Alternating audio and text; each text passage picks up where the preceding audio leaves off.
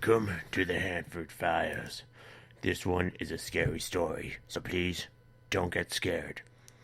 I work at late hours and usually have transport facility arranged by the company I work for. Well, on this particular day I was not feeling well. I was supposed to leave work at 12:30 a.m., but decided to book a cab and leave a little early. I asked my friend to book a cab for me through Uber. Now I had asked for a cab to be booked for 9:30 p.m., but unfortunately there were no cabs available, as it was raining heavily and due to the crazy traffic.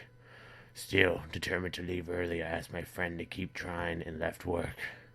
I was standing right in the front of the office. There were a lot of security guards and was feeling safe. Finally, my friend called and informed me that he'd been able to book a cab and gave me his phone number. I called the driver, and he confirmed that he will be there in 2 to 3 minutes. I was a little irritated at my friend because of whom I had to wait for nearly an hour, as it was 10:30 already. So I called my friend and informed him that I'll be getting the cab any moment now and hung up. As I was, still irritated and didn't want to walk. I got into the cab and something felt off.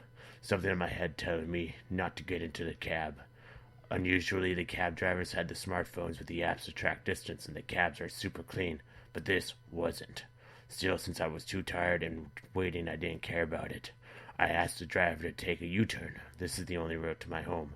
The guy didn't do it and kept driving straight. Now the road is mostly deserted and people don't often go there.